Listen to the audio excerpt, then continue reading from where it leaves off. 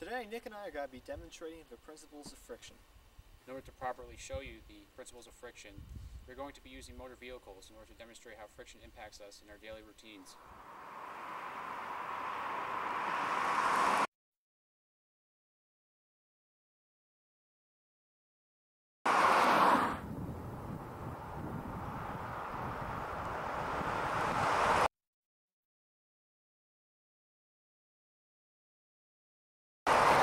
Using the vehicles you just saw, we're going to demonstrate how friction impacts the stopping distances of such vehicles.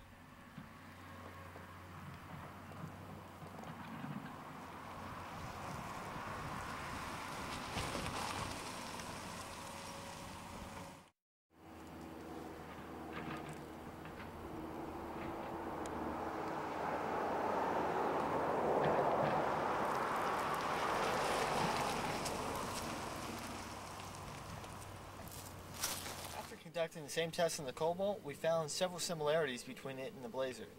As with the Blazer, the coefficient of kinetic friction between the tires of the car and the pavement is 0.72. The equation for normal force, mass times gravity, we found that the normal force for the Cobalt was 13,298.6 newtons, and that the force of friction, using the equation F sub k equals force normal times mu, came out to be a force of 9,574.99 newtons. Using the equation to determine the energy of friction, 1/2 mv squared plus work equals 0.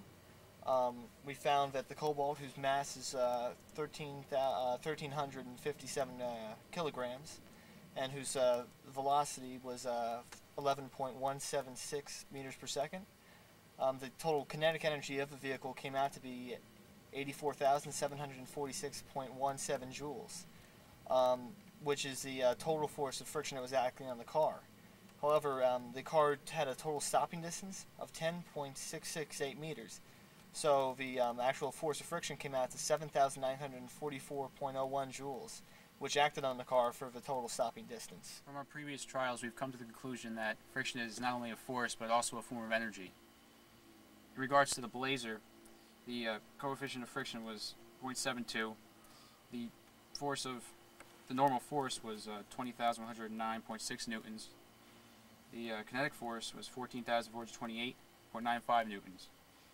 In regards to the energy aspect, we came up with, for the Blazer, 8,408 joules per 15.24 meters. The coefficient of kinetic friction was the same for both vehicles.